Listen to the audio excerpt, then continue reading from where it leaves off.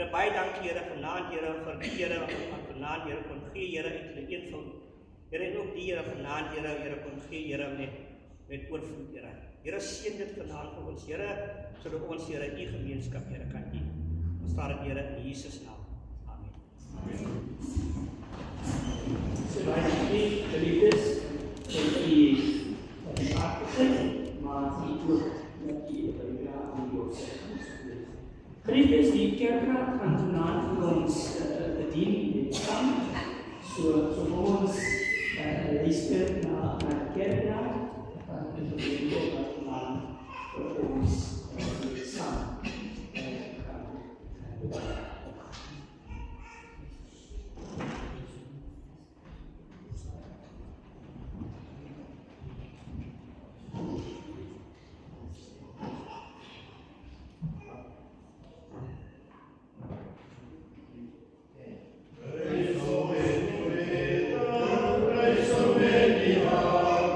Presto me ti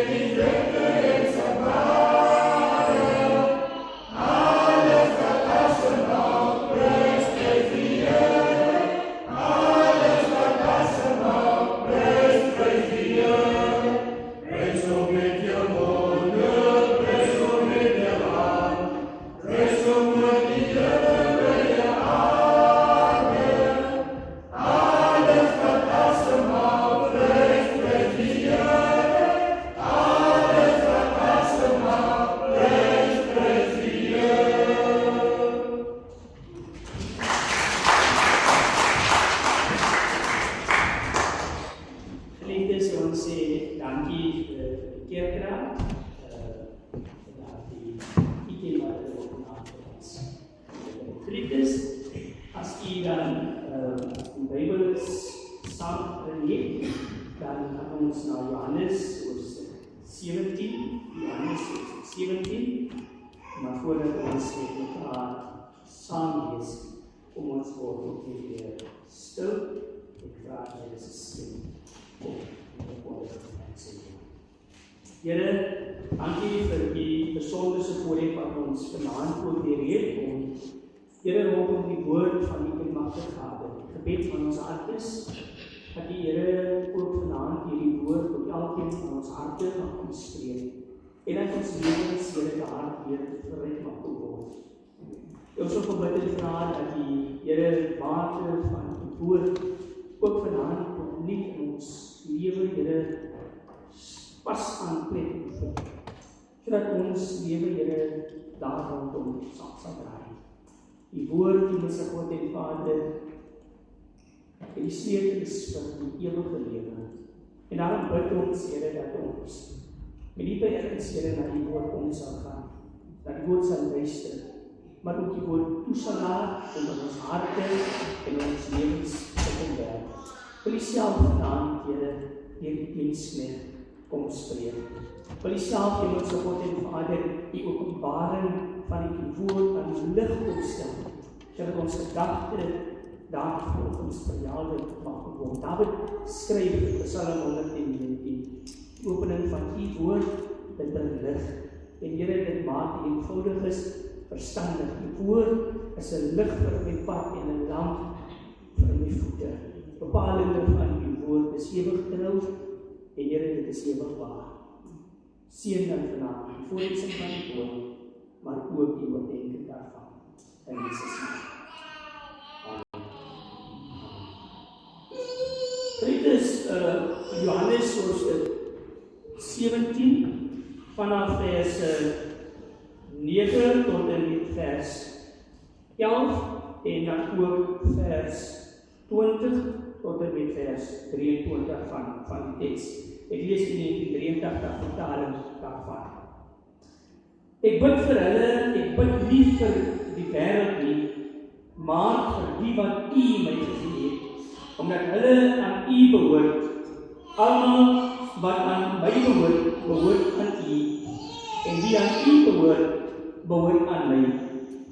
En ek word deur hulle verheerlik. Ek bly nie langer in die wêreld nie, maar hulle bly nog in die wêreld. Ek kom na U toe. Dan vers 20 tot en met vers 23. Ek bid egter nie net vir hulle nie, maar ook vir die wat deur hulle woorde tot geloof sal kom.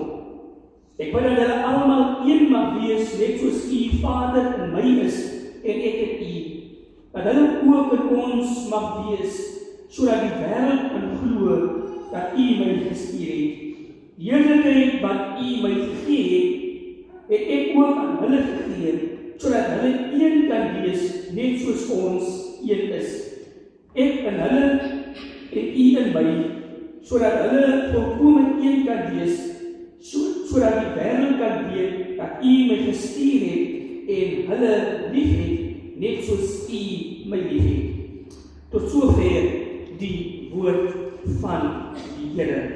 Geliefdes, kom ons reageer weer op die woord van die Here met 'n bevestiging uit die belydenis van Gelaat uit artikel 2 en kom ons lees dan die twee gedeeltes wat op die skerm verskyn.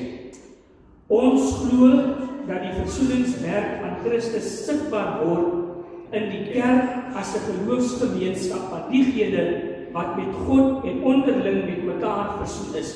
Dat die eenheid van die kerk van Jesus Christus daarom 'n gawe en 'n opdrag is. Dat hierdie eenheid sigbaar moet word sodat die wêreld kan glo dat geskeidenheid, vyandskap en haat tussen mense en mensegroepe sonde is wat reeds deur Christus oorwin is en dat alles wat die eenheid mag bedreig, gevolglik geen plek in die kerk van Christus mag hê nie, maar bestry moet word.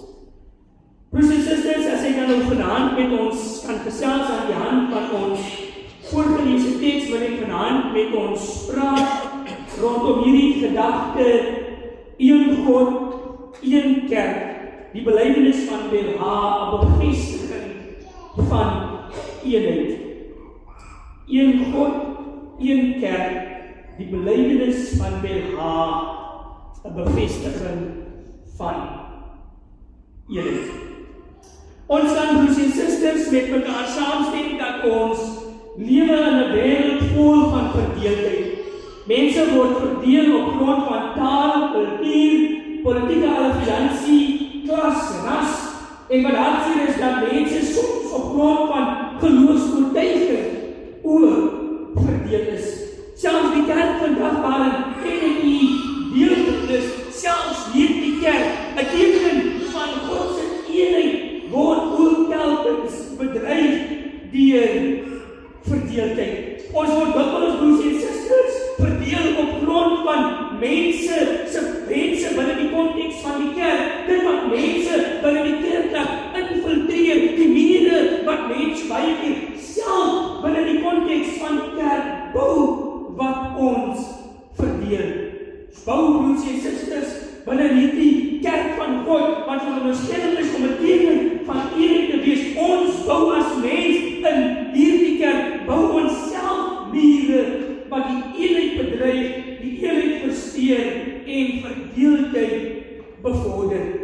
Sien, broers en susters, dis juis in hierdie wêreld of in hierdie konteks wat Jesus die gebed bid van Johannes hoofstuk 17. Johannes hoofstuk 17, broers en susters, is 'n gebed wat Jesus bid die aand voordat hy op die kruis van Golgotha sou moes hang.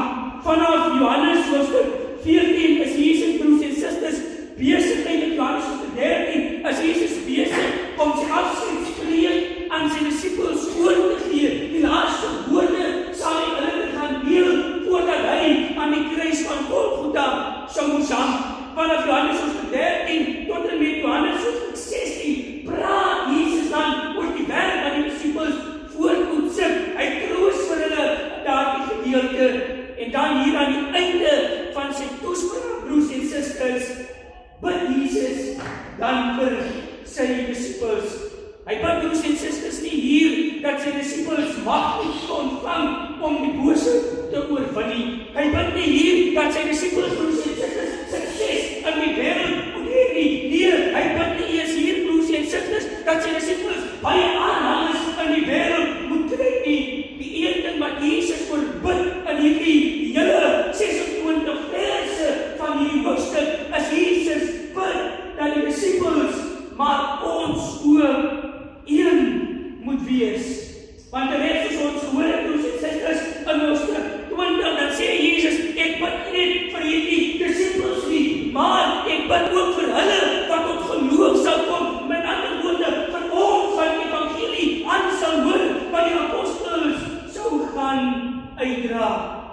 Bid dat selfs hulle ook een moet wees. Sien, broers en susters, die belydenis van Belha neem hierdie gebed wat Jesus bid om eenheid, neem die belydenis baie ernstig op, wanneer die belydenis dan ook in sy verhouding begin deur te sê in die eerste artikel, ons glo in die drie enige God, Vader, Seun en Heilige Gees, wat deur sy woord die kerk versamel. Ons glo dat daar net een God is wat die wêreld, broers en susters, oorheers, maar hy van die wêreld uit die kerk tot in die lewe roep.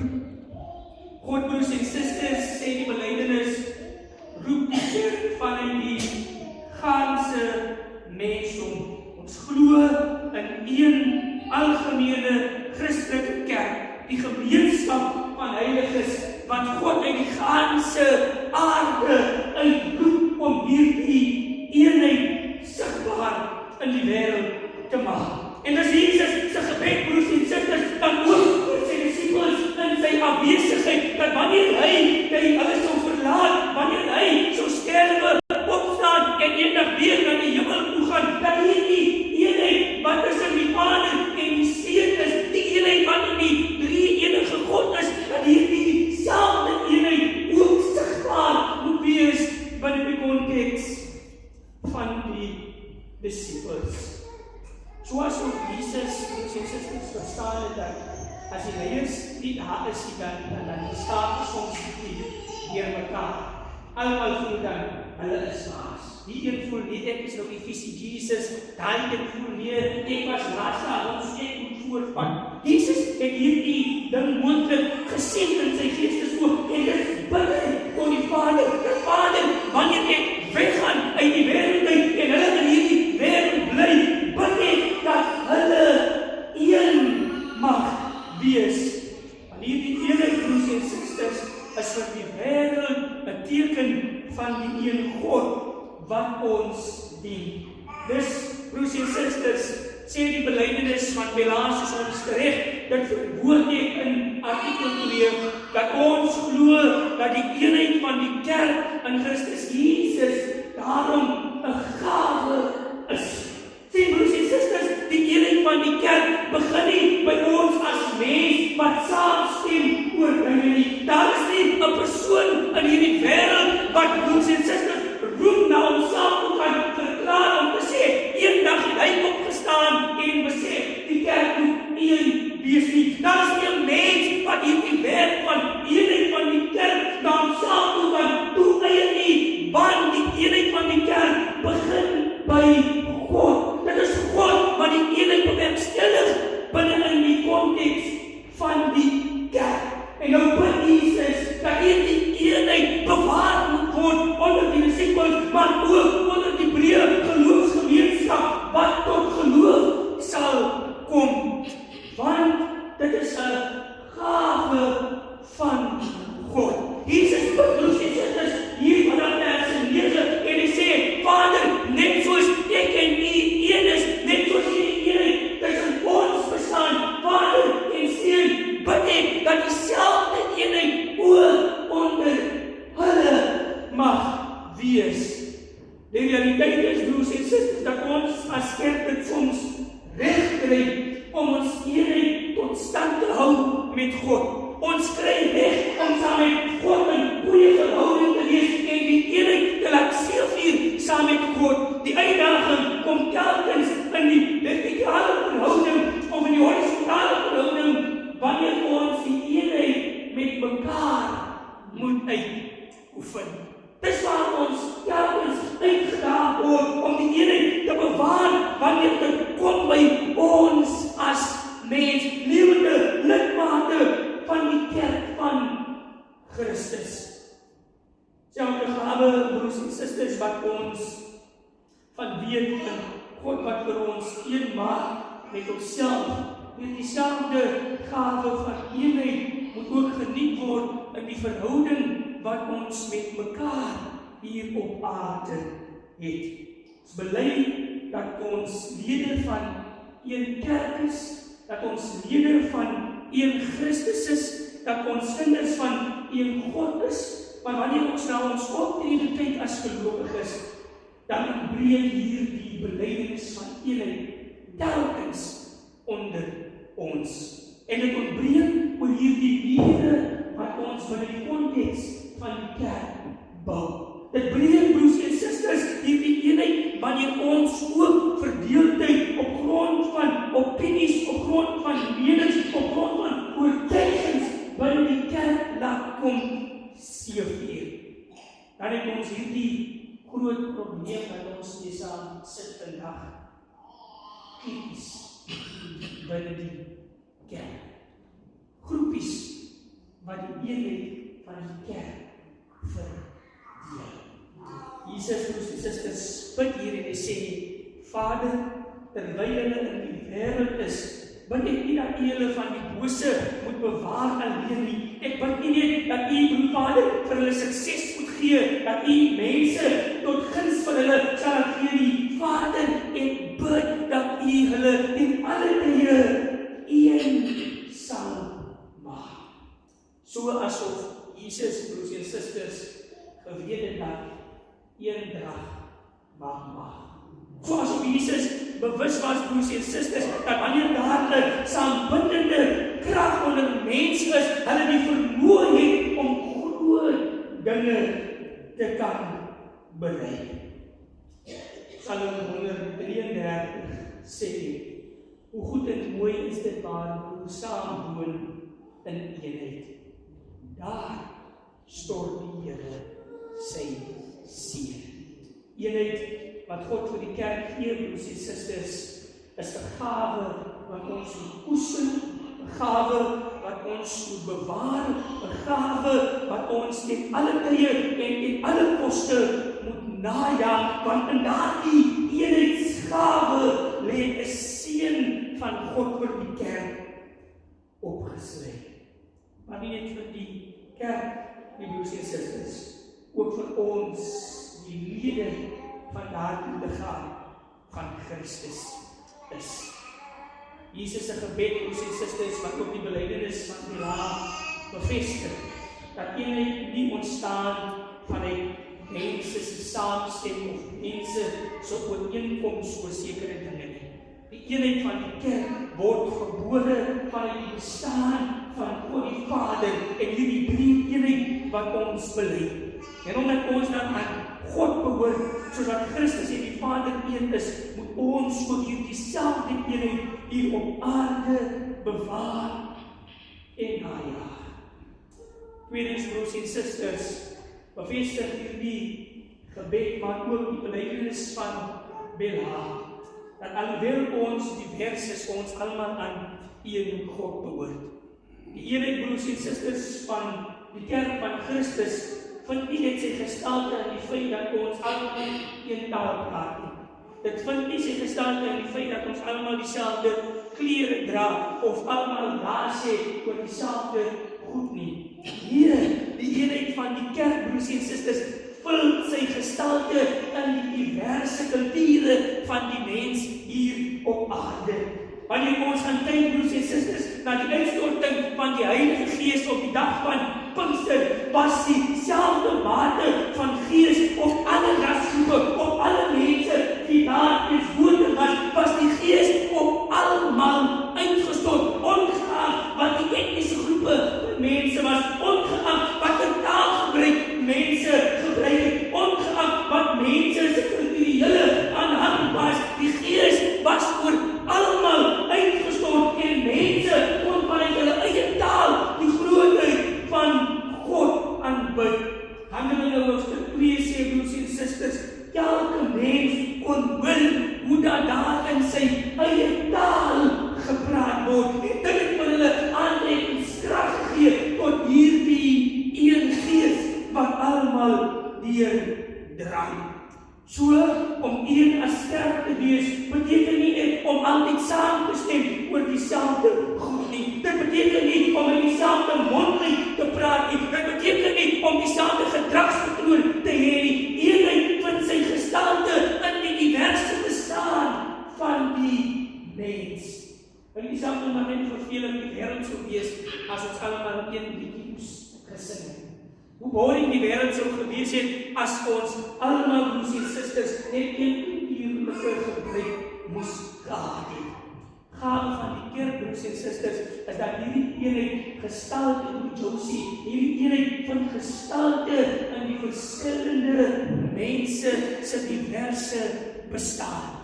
So of ons nou Xhosa-sprekend is, of ons Engels-sprekend is, of ons Frans praat, of ons Arabies praat, as ons in die ene God glo, wat die kerk versamel, vind hierdie eenheid gestalte in elkeen van hierdie taalgebruike, want ons bely ons geloof in hierdie een God.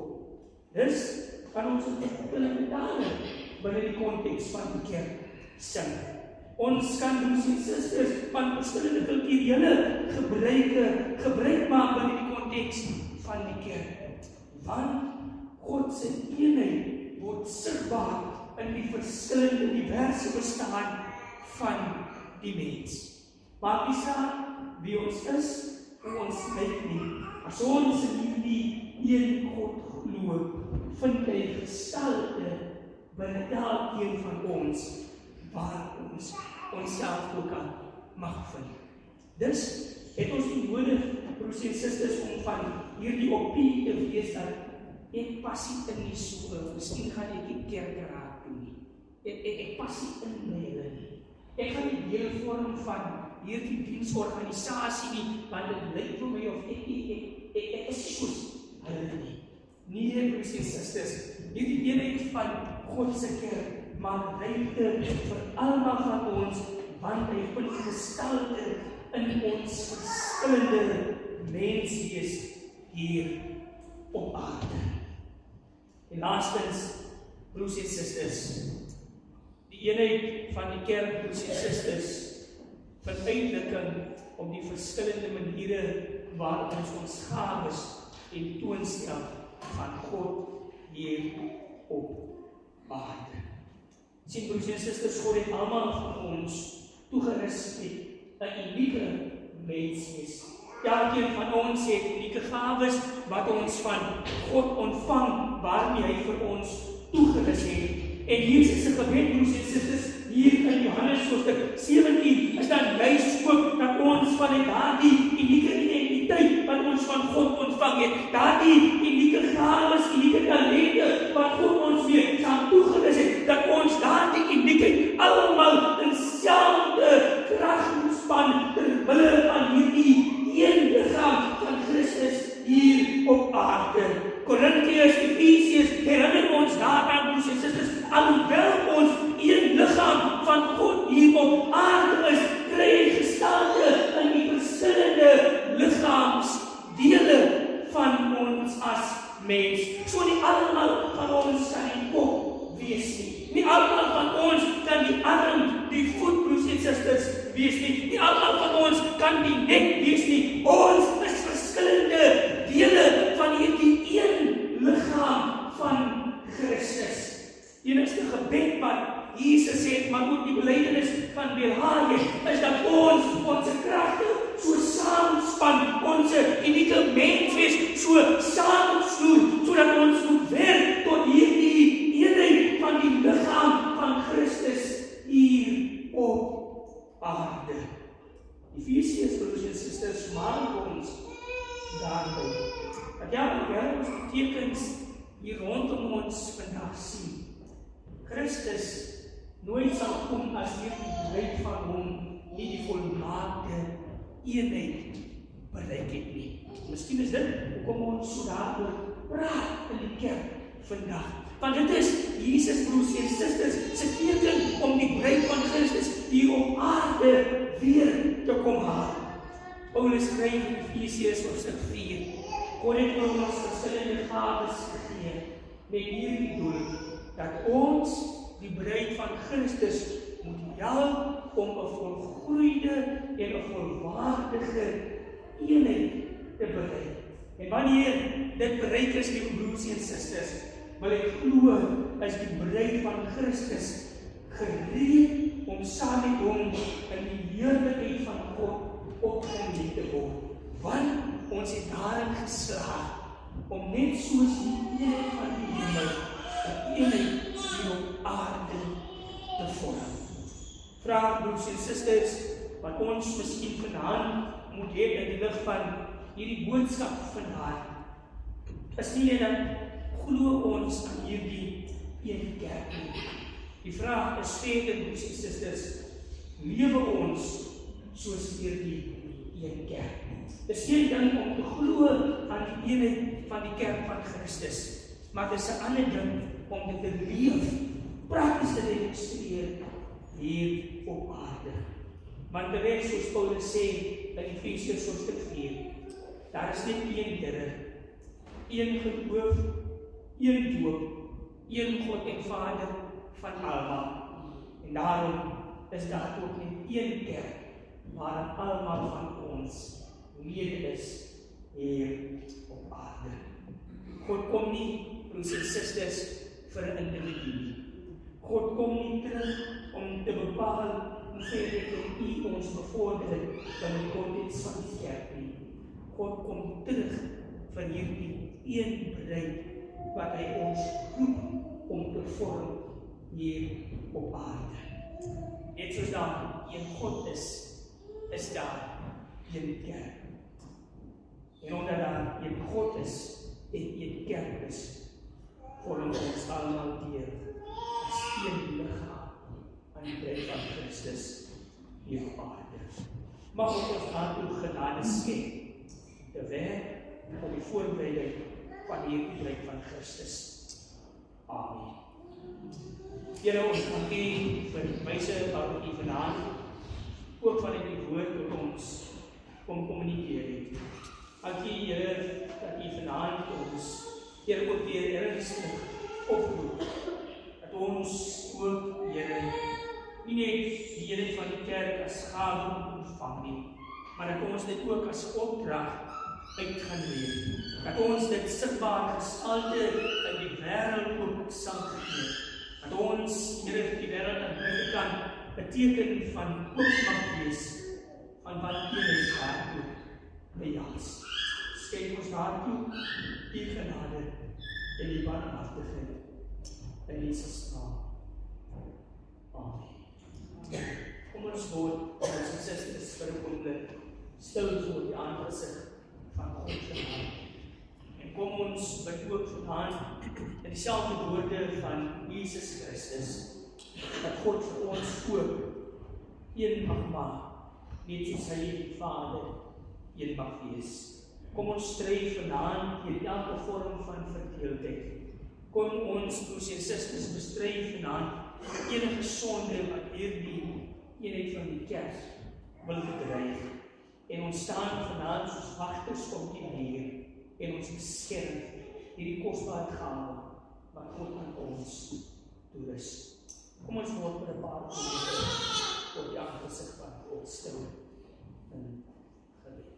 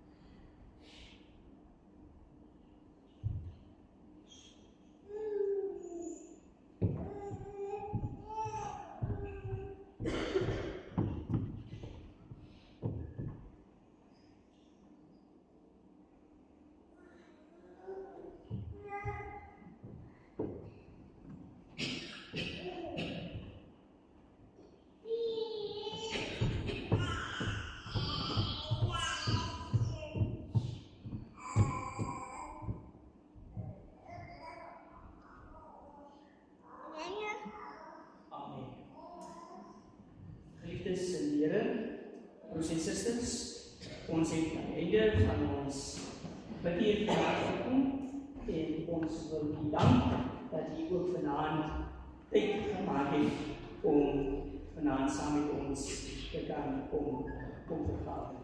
Geliefdes, ons gaan saam staan en dan gaan ons slotlied sing, Gesang 389, Gesang 389, Bind us together, Lord, bind us together. Daarna sal die seën van die Here uitspreek en dan, broers en susters, is u welkom om voor te bly saam toe, waar ons dan lekker met mekaar verder gemeenskap ook sal hê. Kom ons staan saam en ons sing dan die slotlied en ons gaan dan ook, broers en susters, Bind us together, Lord, bind us together, Lord, when close and cannot be broken. Bind us together, Lord, bind us together, Lord, bind us together with love.